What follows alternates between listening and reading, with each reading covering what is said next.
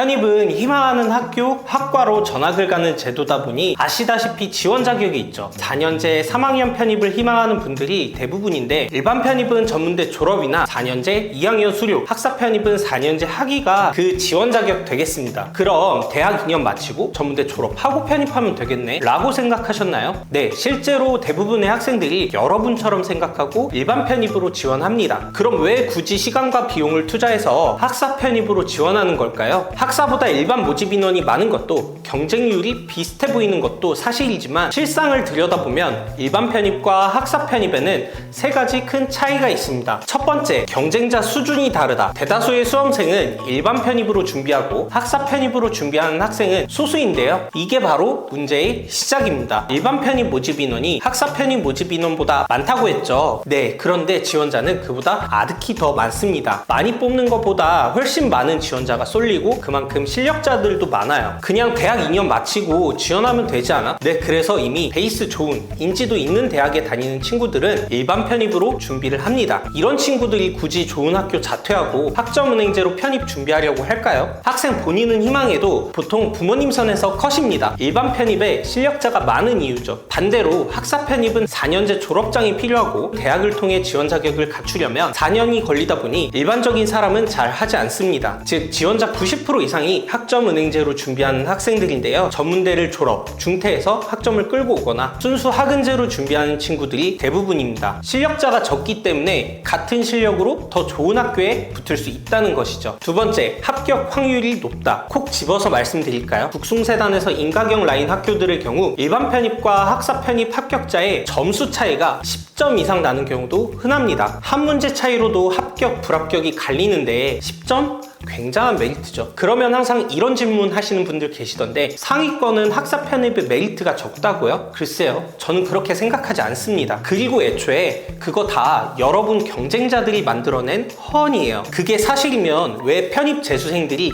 기를 쓰고 학사 편입으로 준비하겠어요? 나보다 모의고사 점수도 낮고 백분위도 낮았던 학생들이 학사라는 것만으로 본인보다 좋은 학교에 합격한다면 어떨 것 같아요? 네, 그래서 편입 재수를 하는 학생들은 확신을 갖고 학사 편입으로 준비합니다. 직접 보고 겪었거든요. 감이 좀 오시나요? 물론 상위권으로 갈수록 점수차는 줄어듭니다. 하지만 위로 갈수록 합격권 점수차는 점점 촘촘해지고 예비가 적게 도는 것도 사실이죠. 두 번째 질문, 한두 문제 차이면 적은 차이 아니냐고요? 예비가 거의 돌지 않는 서성한 등의 상위권 학교에서 내 위에 10명, 20명이 있다면 그게 정말 작은 차이일까요? 내 위에 10명인데 최종 등록 마감 예비가 4번이에요. 원래라면 불합격할 점수로도 붙는다는 것, 그게 바로 학사 편입의 메리트입니다. 세 번째 질문, 학점은행제 출신은 불이익이 있다고요? 정말로 학벌 차별이 있다고 한다면 순수 학은제 출신은 전부 다 떨어져야겠네요. 그거 참 이상한 말이네요. 제 학생들은 학점은행제로도 잘만 붙던데 말이죠. 학사 편입 메리트 예전 같지 않다, 학은제 출신은 불이익을 받는다, 이거 매년 나오는 말인데 글쎄요, 저는 잘 모르겠습니다. 오히려 인터넷에서 저런 말을 하고 다니는 친구들이 뒤에서 학사 편입 준비하는 경우는 많이 봐왔지만요. 네, 대부분 견제라고 보시면 돼요. 유리한 거 나 혼자 할 테니 너희들은 그거나 해, 뭐 이런 심보인 거죠. 정도의 차이는 있지만 모든 편입 전형에서 학사 편입이 유리한 것은 팩트입니다. 세 번째 이유, 특수학과 지원을 위해서 교직이수를 2학년 때부터 하는 교육계열 학과들, 실습이 끼어있는 간호나 보건계열 등의 학과들은 일부 대학의 경우 같은 학과 출신만 선발하는 케이스가 있습니다. 하지만 학사 편입의 경우 이 제한이 풀리죠. 이 때문에 교육, 간호, 보건 등의 계열을 희망하는 비전공자 출신들은 학사 편입으로 많이들 준비합니다. 비전공자도 지원 가능한 학교들 있지 않냐고요? 네, 그런 곳들은 지옥이에요. 이런 애가 왜 여기에? 라는 학생들이 불이익 감수하고서라도 지원하는 경우가 굉장히 흔하거든요. 간단한 질문으로 마무리하겠습니다. 상위권 학생들이 왜 1타 강사 수업을 들을까요? 상위권 편입 재수생들은 왜 하나같이 학사 편입으로 준비할까요? 당연하지만 입시에서 상위권 학생들은 근거 없는 선택을 하지 않습니다. 그들의 모든 선택에는 타당한 근거들이 있죠. 그러니 여러분도 곰곰이 생각해보고 현명하게 준비하시길 바라겠습니다. 여러분의 궁금증이 해결되었기를 바라며